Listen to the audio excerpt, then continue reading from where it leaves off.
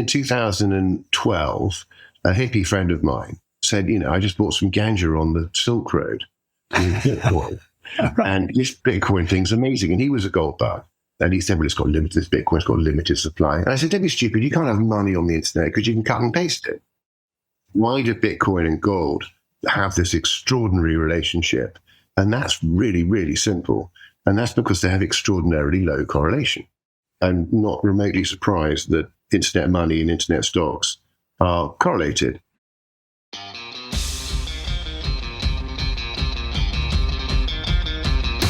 Charlie Morris is an investor, entrepreneur, and advocate for hard assets. He has 27 years of experience in fund management, with a reputation for actively managing multi-asset portfolios.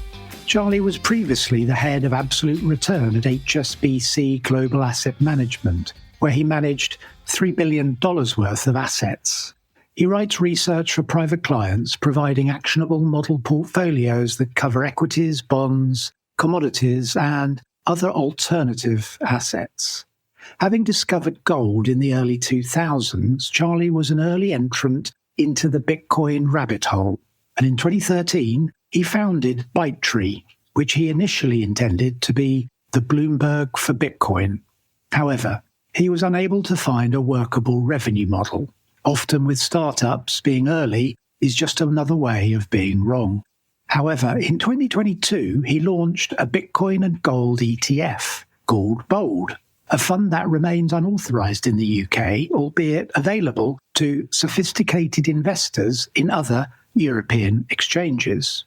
As Charlie says, he developed Bold as a new take on the traditional 60-40 wealth portfolio.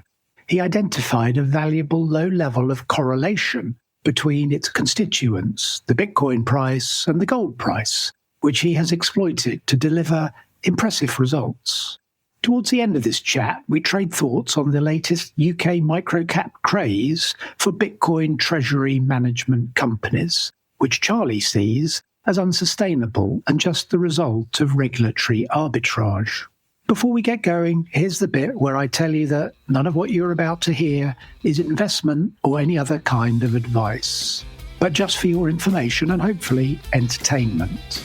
You should take personal financial advice before investing a penny of your money in these crazy markets. With that, please enjoy my conversation with the Maverick, Charlie Morris. Brought to you by Progressive Equity. Charlie, thanks for joining us today. Can we just kick off with you telling us a bit about your background? How did you get into investing and financial markets? Well, it's a pleasure to be here, Jeremy. I guess it started, I flipped a couple of IPOs whilst I was a student. I read the books, Jim Slater's Zulu Principle and many, many others. I then joined the army and I was very active in the stock market, describing the Investors Chronicle and that sort of thing. And left the army and joined James Capel in 98. James Capel, of course, was renamed HSBC in the late 90s. And I was in the investment management department. And about 2002, the Chinese clients, the Hong Kong Chinese clients, were sort of screaming, saying, why is everything going down? And so they sort of screamed for, why don't you sell things when they're going down? And the answer was benchmarking. People said, well, you've got the global index benchmark and we've got to have this much in that country and that much sector and that sort of thing. And of course, it was active management, but with quite low tracking, with low active share, I think you'd say. And my then boss, who became my boss, said, let's launch an absolute return service. And Charlie, that young kid, seems to be interested in technicals and charts and weird things. He keeps talking about gold. So I was brought in to be part of the team and ended up becoming head of the team. And by 2008, we were $3 billion and we had this fantastic diversified portfolio. Let's just call it, roughly speaking, a third fixed income, a third stocks, and the rest in commodities and alternative assets, something like that. And we moved around a bit.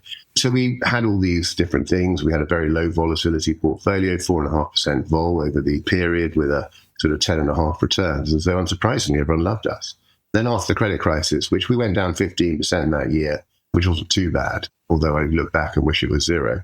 I mean, no one really made money apart from a couple of the big short sellers, but then they went on to lose money afterwards. So, there weren't many people that really pulled off that trick. And it was historically an odd one, to say the least. And so, the world's been printing money since then, hasn't it? to make sure it doesn't happen again. And, after 2008, the bank sort of went towards passive management, and people like me, these sort of active managers, were considered high-risk dinosaurs, even though our portfolios were lower risk than the mainstream ones. I'm not bitter or anything like that. It just, things change. Tell us about ByteTree. What's the idea behind it? What's the problem that you're trying to solve for people? So in 2013, I was intrigued by Bitcoin and set up a little research project, found a coder, who was a friend of mine's son, and we basically tried to build a sort of Bloomberg for Bitcoin. I was desperate to know what the hell the blockchain was telling us. What was the information in it? So was there more transactions? How much money was crossing the blockchain? Was it economic? Was it a magic bean, or was it something serious? And the research did tell us very clearly that it was something serious, and we had a good product, but there were very few customers. So that business did fail. So ByteTree morphed. I think we called time on it a few years ago and said, no one really cares. And there were so many free things on the internet, but people doing bits here and bits there. There was no proper business model in what I had envisaged originally. And so ByteTree morphed into a research business, basically. And so I'm doing what I did at HSBC today, but on ByteTree, my clients get research on stocks and bonds and commodities. For example, this year, the portfolio to date this year is up 18.2% in GBP. So the whiskey portfolio, which most people would say is quite good. It's not always that good, but this year we seem to have it pretty right. We also have a sort of balanced portfolio. We do crypto research. We have a global trends thing called what's called Global Trends, where we study 3,000 equities and every Monday morning put out a free report on what's happening here, there, and everywhere. So, we're very active and busy, and we cover gold as well. Then the final piece, our night job. So day job, we work hard doing research, but our night job is a Bitcoin and gold ETF, which is in Switzerland, which we managed to launch 3.5 years ago after a 2.5-year regulatory delay. What took you to the rabbit hole, and how far down the rabbit hole did you get where you had this light bulb moment where you said, yeah, this is not a Ponzi scheme, this is for real? I joined in April 98 at James Capel, and I had a friend who called me, had been in the city for many years, a sort of distant relative, and he said, Charlie, this is perfect. It doesn't get better than this. All the numbers are great. Unemployment's down. Inflation's down. This is what they call Goldilocks. This is amazing. And the market peaked that day. And April 98, then we had the Asia crisis, and they wouldn't go make a new high for another year or so. And that sort of really woke me up to markets. Lesson in psychology, isn't it, really? Absolutely. And then about a year later or so, I was invited to a presentation on gold. I don't know how that came about, but it was Tocqueville Asset Management, Canadian firm. And, a very elderly gentleman gave a presentation, which I just found compelling, about how gold was just basically irrelevant and the price was so low. But it wasn't irrelevant. It shouldn't be, and it won't be in the future. And this is the buying opportunity of a lifetime. And of course, gold was $250 at the time, or around that. Around the selling price, I think. Well, it had just been selling, and that was uncovered. And I just started to observe the gold price. And then I observed the 200-day moving average turning from negative to positive during the dot-com, noticing how the gold stocks were proving resilient, looking for things going the other way. We started to build spreadsheets and models and things, identifying what things were doing. And you started to see all the relative highs coming through the gold sector just when everything else was going down, and in commodities and in emerging markets. So India started turning up, then Brazil turned up, and even China turned up. And so it was a very interesting time when you saw the rotation from the great growth machine into what someone would loosely describe as the value machine or the counter trend.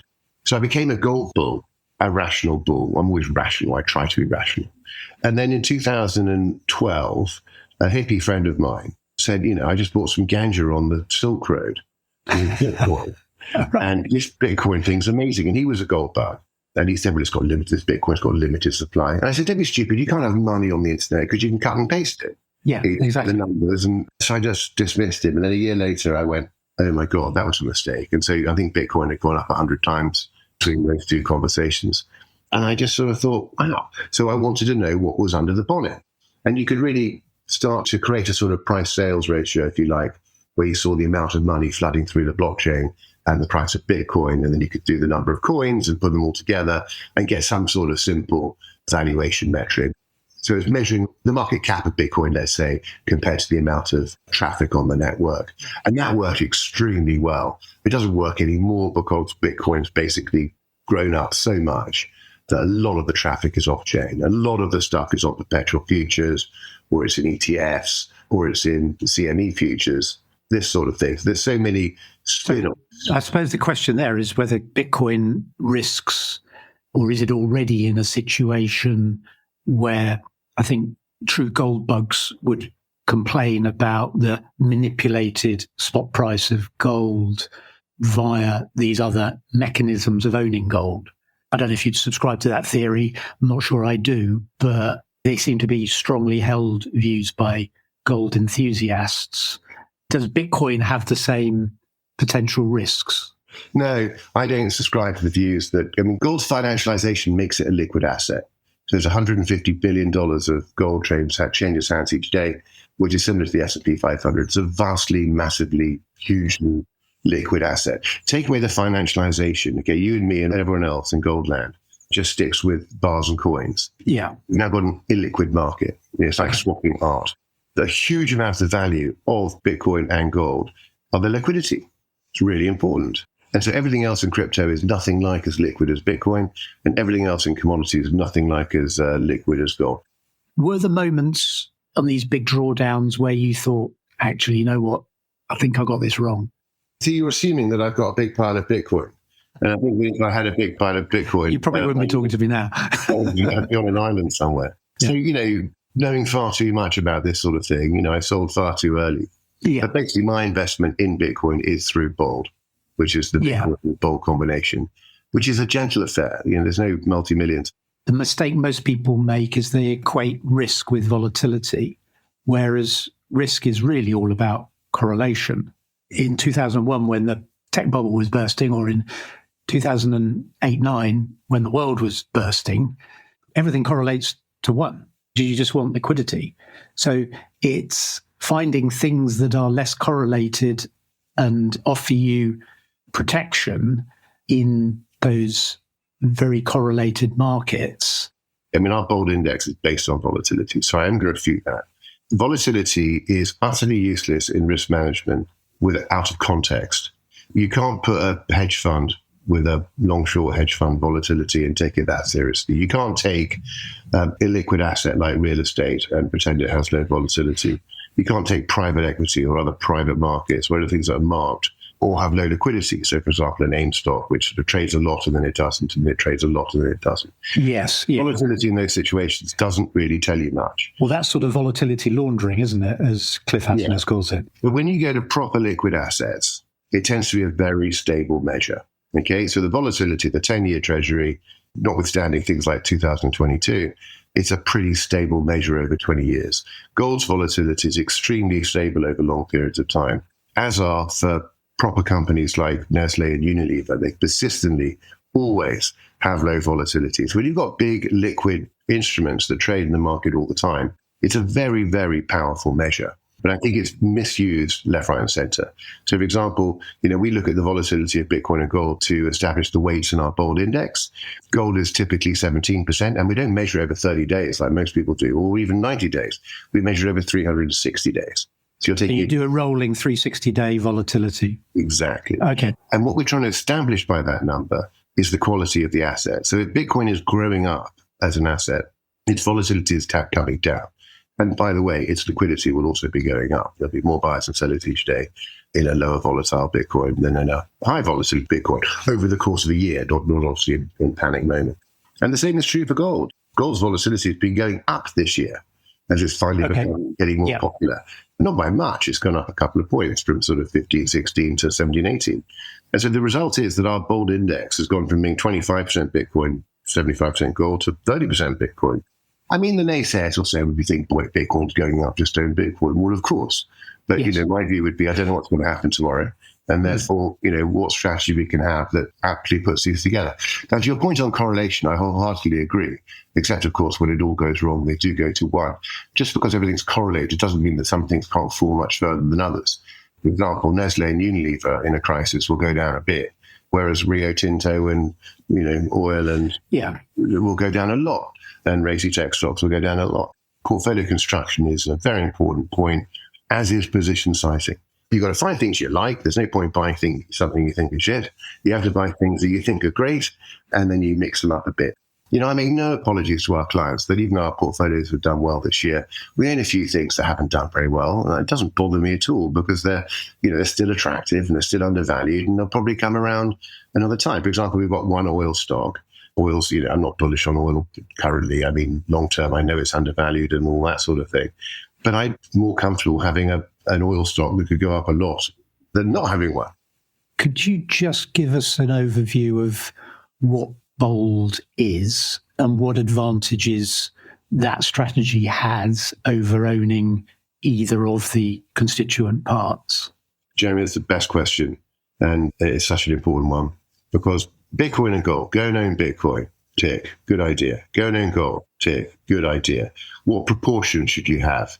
I've given you a volatility measure. It's free on our website, by the way, boldetf.com. You can go and look at the weights and follow them. So there's one extra bit. And there's a few reasons for this, but the most important one is the rebalancing. We rebalance the Bold Index, which is calculated by a company in Sweden, and they do it at the end of the month. And so if Bitcoin should be 30% of the index, so it's had a good month, and so it closes the month at 38%, meaning that gold slipped from 70 to 62, let's say, for example, then we bring those back into line. That process of rebalancing is basically 35% portfolio turnover per year. And here's the good bit. Since the Bold ETF has been live real data, after fees, it's outperformed spot Bitcoin and gold by 7% per year. When did it go live? April 2022. Horrible time. Just as Sam Bankman fraud was about to come out. But, we'd been waiting 2 years to launch it. It was a fight to get it launched. If you took the Bitcoin and gold weights at the beginning and never rebalanced them, where are you today? Versus going through the Bold journey with the desk in Zurich, the trading desk in Zurich, rebalancing every month. LBMA gold held by JP Morgan, real Bitcoin held by copper, rebalancing the portfolio, selling the one that went up, buying the one that went down, and keep doing that. You've added, since launch, 21%. You're not rebalancing because of price moves. You're rebalancing because of volatility moves. Is that right? No. So there's two things. Good question. Let me clarify. The volatility dictates the monthly target weight, what we think the asset allocation should be. Yeah. Now, during the course of the month, markets do their thing. Trump speaks, rates move up and down, all the rest of it. Dollars fly around. The price of Bitcoin and gold will do whatever they do. As in a bad month for Bitcoin, we're buying at the end of the month, back to target weight, and a good month, we're taking it down. Now, let's do that with French and German equities. Nothing, nada. Let's do it with equities and bonds. There's a little bit of outperformance historically, not in recent times, because they've been correlated. Back to correlation. Bad for bonds is bad for equities these days. It used to be the other way around. Not always, but, during the sort of golden era of the last generation. Let's do gold and silver. No added value whatsoever. Let's do Bitcoin and Ethereum. No added value whatsoever. Why do Bitcoin and gold have this extraordinary relationship? And that's really, really simple. And that's because they have extraordinarily low correlation. I illustrate that. 2013, gold collapses. Bitcoin, 100 to 1,000. 10x. Yeah. When's the next interesting year for these things? So 2017, not a very interesting year for gold. Bitcoin roofs in. 2018, Bitcoin collapses, 80% or something. And gold starts its bull market. Again, restarts its bull market later that year. In 2020, we have the bull market top in gold. It stops in August 2020.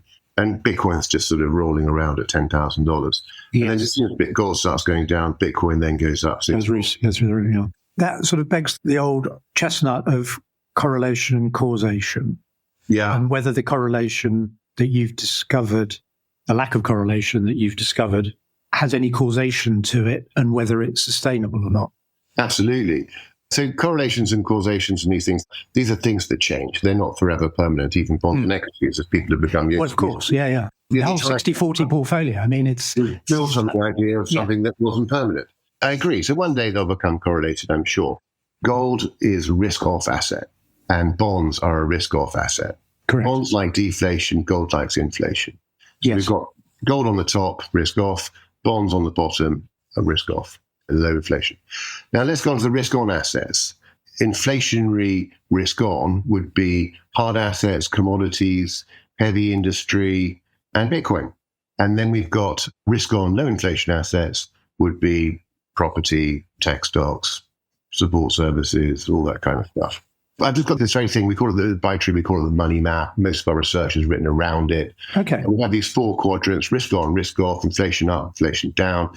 And if you believe there's an inflationary environment with lots of money printing, which there is, then gold and Bitcoin are the alternative asset equivalent to bonds and equities. Right. Does that answer your question?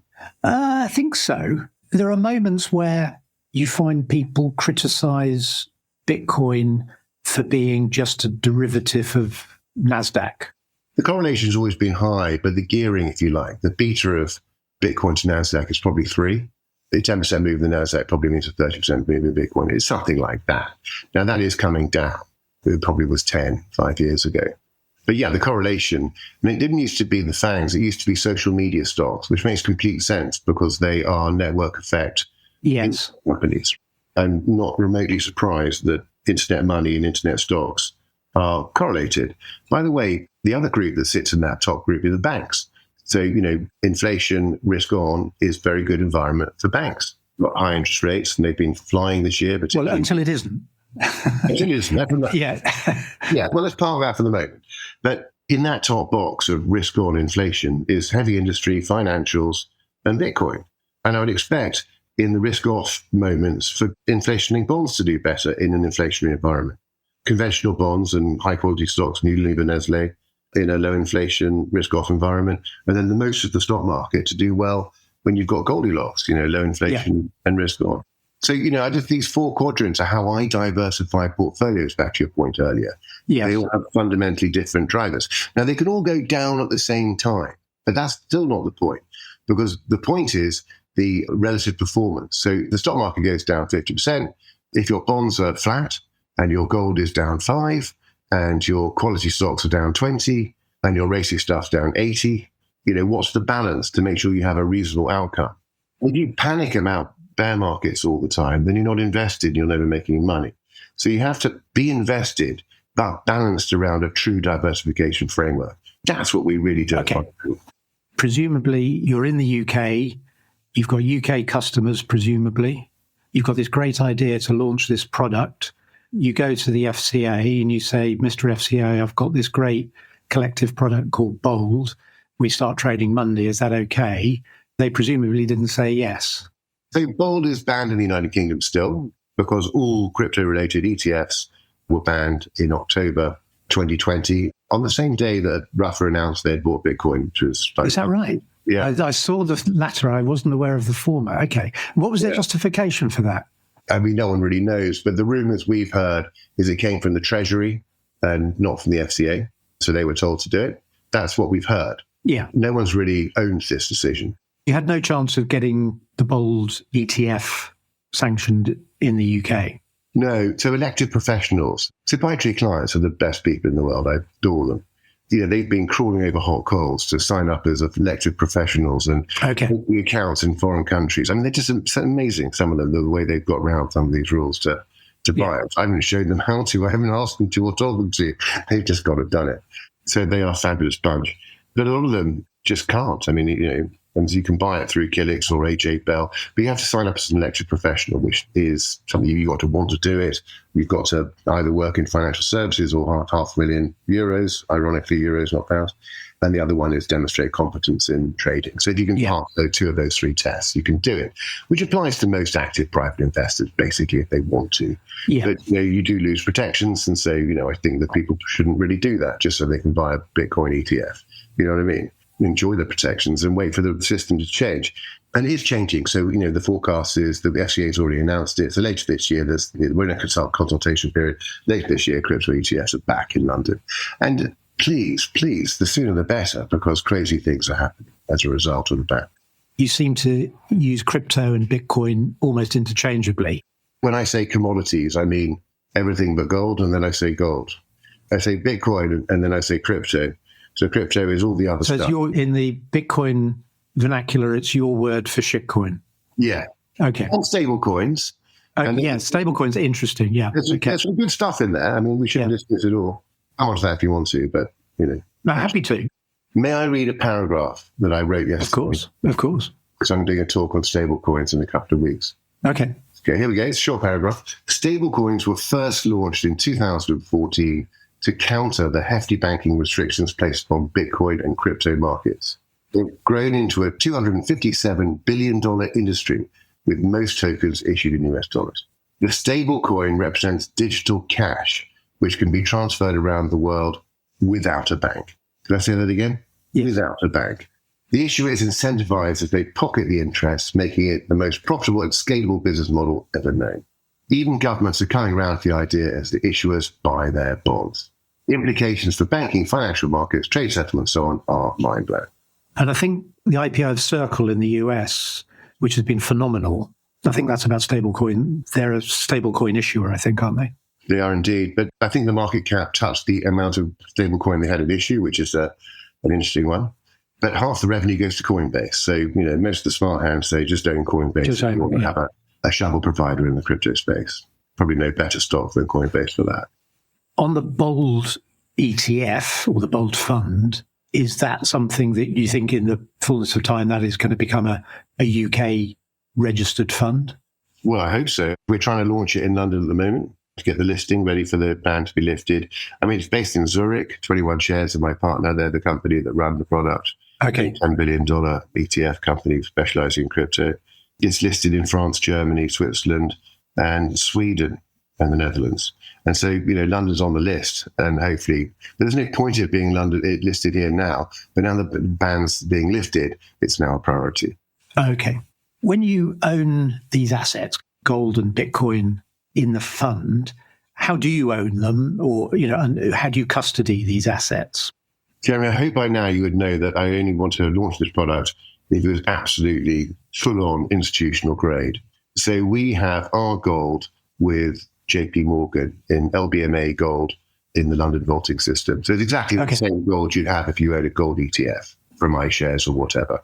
And with our Bitcoin, we have it custodied with Copper and Coinbase.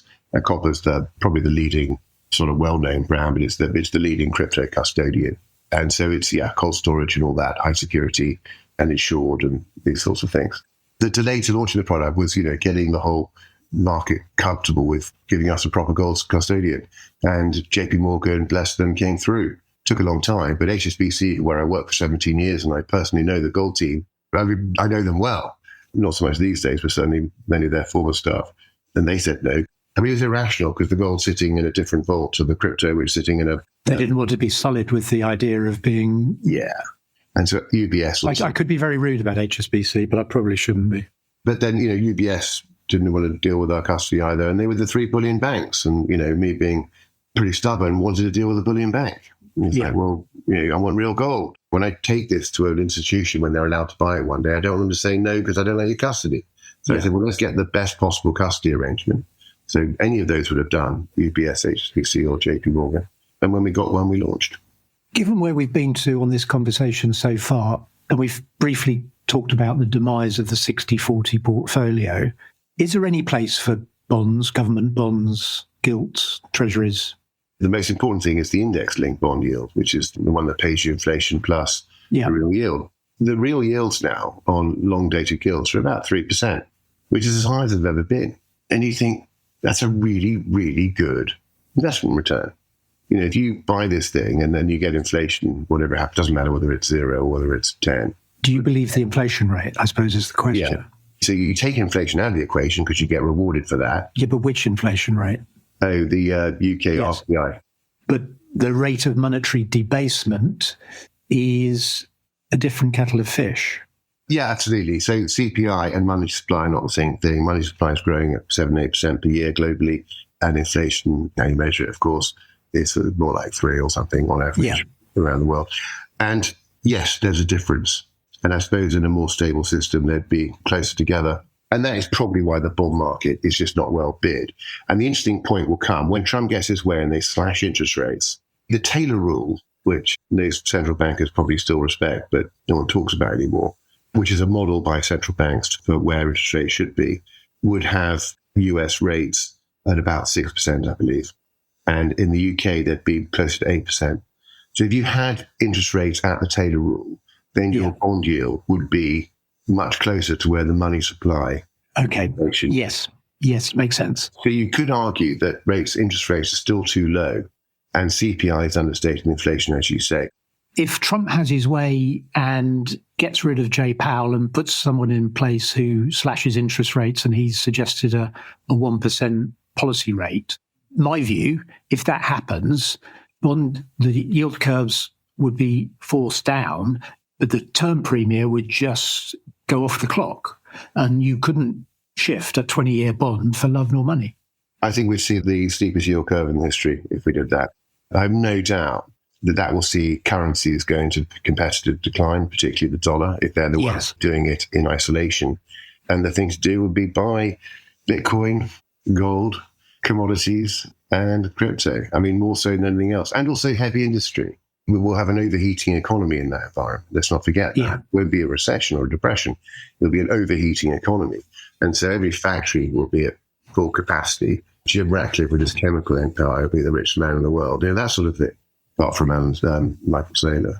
How does this world of real assets, hard money, fiat currencies, and burgeoning fiscal deficits and debt mountains end or resolve itself? It takes a long time to destroy a successful country. Take our country, for example. You've got a public sector that's bloated, and you've got a private sector that's lean and dynamic. And let's not forget the contribution of the private sector, how they solve problems every day and get out there and do good things. And I'm not suggesting the public sector do bad things, but it is bloated and it's a high cost and it's a burden we can't... It's inefficient. It's inefficient. It's a burden we can't afford.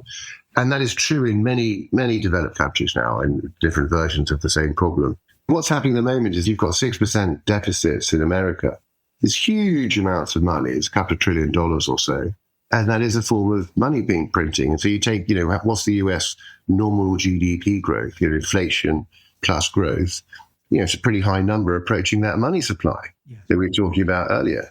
If you sort of do all these things like, the Wixell rule, Knut Wixell, the Swedish economist, late Swedish economist, who said the 10-year rate of interest should be, he didn't say that, but he comes to the conclusion that roughly speaking, the 10-year rate of interest should be about the same as normal GDP growth, then actually... Nominal or real? Nominal. Okay, yeah. And so if you sort of print the money and it sort of keeps appearing, you can sort of carry on for quite a long time. I mean, how long did Argentina do it? We were talking about your trip to Argentina recently. Yeah. It's a long time. And even when the monetary system's total... That's part of 100 years, I would say, for Argentina to properly collapse. Yeah, so we know it's not a good thing. Because Switzerland and Singapore are rich because they've got the best fiat currencies in the world. That's not a coincidence. And the countries that are poor have got, the worst currencies in the world. So, guess what? Cause and effect. Let's get back to that one. Here's the thing. We were talking earlier about you should be long scarce assets and short abundant assets. So bonds being abundant. Bonds being very abundant, and becoming more abundant. And equities are there somewhere in the middle. And my recent bull argument for UK equities is there's not much scarcer at the moment than quality UK equities, because all of them are being bid for and taken off the market. The good ones are buying themselves back with very aggressive share buybacks. And they're not issuing any new ones because the IPO market is effectively dead. Yeah. It's a shame what's happened to UK equities and the position of the stock market. I'm told that, you'll know more about this than me because you're an AIM guy. I'm told that 20 years ago, it cost about $250,000 to be listed on AIM per year. What would you say to that today? Oh, it's well over $1 million. I don't know. I'm not current, but it's well over $1 million. 25 years ago, when the US was wrapped up in Sarbanes-Oxley, AIM was the listing venues of choice for growth equities globally. I mean, It was an astonishing period of growth between whatever it was, 2000 and the GFC. AIM was just hugely successful, and it's now, a shadow of its former self. Yeah. I mean, I really would like to see that market reinvigorated. I think it's a crucial part of our economic democracy, if you like. And the kids today, because they look at AIM and go in the stock market and they go, crikey, I don't own a suit, and I don't understand the rules, and that's too expensive. So they go and do a crypto project instead, many of which are real businesses, by the way. So the whole thing has been, a cyberspace sort of regulatory arbitrage. And I think we shouldn't underestimate the importance of that. But also London suffers from paying stamp duty. It's one of the few stock markets in the world to do that. And it's just a sort of cumbersome place. I think it used to be more freewheeling. The fact that we banned crypto so aggressive in the last 10 years just tells you that the culture of our financial innovation and risk-taking appetite is wrong. Caveat emptor. If someone wants to buy Bitcoin, let them buy Bitcoin, and so on. And of course, you can still go to the casino or the racetrack and lose all your money. So it's a very inconsistent approach. Another area was equity research. You'll remember MiFID II with all the rules, and now no one can see research. Whereas when I started in the late 90s, private investors used to see notes from Merrill Lynch on internet stocks. Yes, and they flew around the world. So things have really, really clamped down, and it's not a good thing for the growth, because the best thing we can do is make new companies and leave the entrepreneurs to decide what they are. It's all about taking risk, isn't it, ultimately? And you don't get the growth without taking the risk. And I think that somewhere along the line, our system, and it's easy just to blame the regulators, but the ecosystem, if you like, has bought into the idea that people should be protected from the riskiness. But of course, it's quite topical because in the last few months, the lower reaches of the UK stock market have discovered Bitcoin via this imitation of the Bitcoin treasury model. It's a regulatory arbitrage, and I think it's nothing more than that. I know some people who, I hold in high regard in terms of their investment nous and understanding of markets and companies and how they work and that sort of thing, who like them, but I don't. I think that the premium by which the amount, if you take MicroStrategy, the big one, the market cap is twice the value of the Bitcoin in simple terms. Yeah. The rest of the business, so what? So you've got this very simple investments. The people who see it's an investment trust trading at a 100% premium. I'm in that camp. Then the other camp, the bull camp, say, they're doing all these tricks. They're issuing instruments, whether it's new stock or whether it's converts or whether it's preference shares or what have you. And they're buying Bitcoin at such a rate that they'll grow into their valuation. I just think that's hocus pocus, because the only thing that enables them to do those tricks is the premium. It all comes from the premium. Of course it does, yes. And take the premium away, it's gone. So why does the premium exist? Regulatory arbitrage. There's an army of Brits who want to own Bitcoin. They're not allowed to because of the rules, the ban, and so they buy MicroStrategy. And if you look at Hargreaves Lansdown top 10 traded stocks, week after week this year, MicroStrategy is on that list. It's always there. So I would think that a lot of the subscribers to MicroStrategy would be people living in countries where Bitcoin ETFs are banned. And those include, by the way, Japan, India, China, I believe, Singapore, UK, parts of the EU where they're shadow banned. So the rules have been interpreted differently in different countries and so on. It's very difficult to buy a Bitcoin ETF. Now, in some European countries, they've made it easy, but in many, they've shadow banned. They've discouraged, and the wealth management industry has not engaged with the spec sector because it's seen as dirty. What happens in London will spread. So it's very important to remember that while the US might be the most important stock market in the world, London is the FX and the financial centre more generally outside of the UK stock market. Much more international, yeah.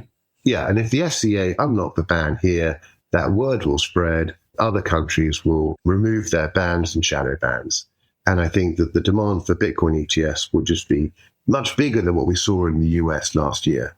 It will just continue, and we'll end up with Bitcoin being 2% of balanced portfolios in mainstream wealth management within 10 years. The availability of regulated collective instruments to own Bitcoin and other crypto assets will suck out the premium from the treasury companies. 100%, that's what I think. And just as Grayscale Bitcoin Trust traded before US ETFs, the US used Grayscale, and even that went into a year before the ETFs were launched. That was at a 50 discount to NAV. So I think the MicroStrategy will go through a 100% premium to a 50% discount. And shareholders will lose 75% of their money relative to Bitcoin. That's what I think.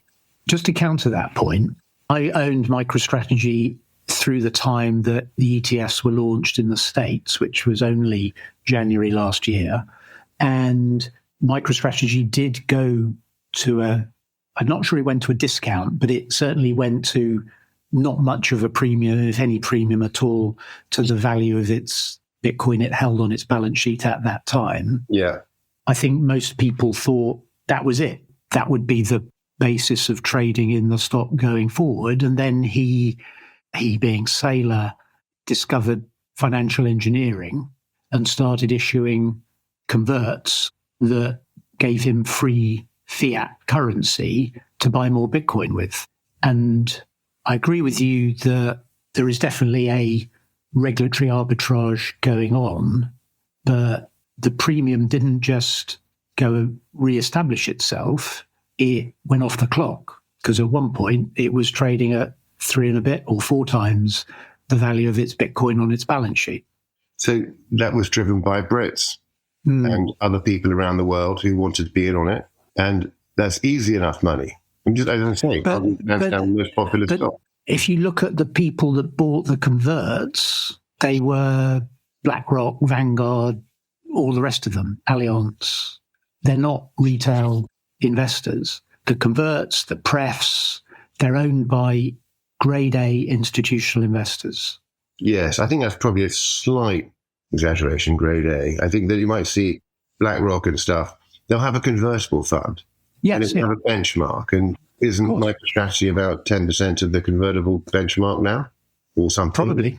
How else should investors think about capital preservation in this time? Value equities. So that's what we do, what I do all day. And I love it. I mean, in the UK, it's fantastic right now. Europe's pretty good, but UK is even better. There's just so many good stocks that trade cheaply. I mean, we bought Glencore a month ago, and it's fabulous. On the AIM market, we own Jet2, with the market cap and the cash in the balance sheet are not dissimilar. The enterprise value is practically zero, and the company's got the operating statistics of Ryanair. There's some class out there in the UK market. So we do this balanced portfolio called Soda. The benchmarks are 60-40, but we don't own the 40. We just own other ways of taking low risk. And then we have a whiskey portfolio, so whiskey and soda, and that's basically equities, which is mainly UK at the moment, but we do Europe, ETFs elsewhere, gold, that sort of thing. And we just buy single stocks and diversify them. Some of our stocks are growth stocks, some of them are traditional value, some of them are financials, some of the natural resources, but everything's carefully picked with a sniper rifle. So we do our job. And then I've got another service called Venture, which is mid and small cap, same thing, just deep value. UK or global? Mainly UK and Europe. I mean, we've got a bit of Canada and America, but I just get it in UK and Europe more so than I do in America. I understand American stocks and how they work and all the rest of it, but lots of the ratios I use don't work in America. For example, book value and then revalue assets and things. And it's just some of the ways I look for value aren't as obvious. A really good example is the REIT market. Real estate in America is currently quite troubled, whereas in Europe and the UK it's really picking up nicely. They just maxed out their businesses and tried to screw the last dime out of every tenant, and everyone's really pissed off now. And now you've got probably a downturn in the sector in America, and you've probably got an upturn here. So, you didn't ask me if it's your hotspot for a crisis, but US real estate would be my red flag. And a lot of US companies, of course, they're issuing a lot of equity share-based compensation, coming back to this abundance and scarcity point, whereas one of the features of the UK market, although we beat ourselves up because we seem to see monthly outflows constantly, but actually that's against a backdrop of the UK PLC is sort of buying itself as well. I mean, these share buybacks and takeovers is making our equity scarcer. Yes, you're absolutely right. And the makeup of the market is slightly uncomfortable. It's heavily energy, mining and banks. Yes. Sort of part of the FTSE, pretty much. But the other half's really interesting. If you sort of knock out the top 10 stocks of the FTSE and see the rest of it, it's amazing. I did an exercise on this. If you sort of knock out the sort of sectors you shouldn't really own long term, I'm bullish on natural resources at the moment, but any long-term investor know that's not a compounding machine like proper companies are. So if you knock out all those sorts of things and the financials, and then just look at the next 30 stocks, and so you knock out all those sort of asset-heavy industries, and then suddenly the thing looks amazing. It's just a whole bunch of dynamic, fast-growing, wonderful companies. So I love the stomping ground of our market at the moment. And it's not always like this. There have been years when it's been terrible and we've had to go elsewhere. But I've no doubt that the US is at some kind of major peak in relative terms, dollars coming down, and the rest of the world's the opportunity. So you want to be owning Europe and UK and Japan, emerging markets. And I think if you're a passive investor, just do that. I think you'll be fine alongside some gold, Bitcoin, commodities. But more specifically, pick stocks, and there are plenty of them within that universe.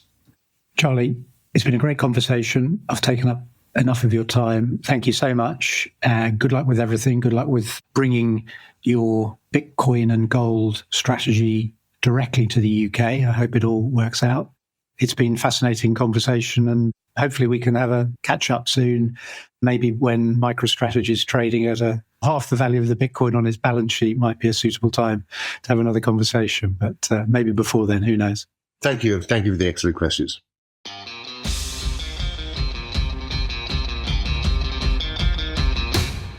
Brought to you by Progressive Equity.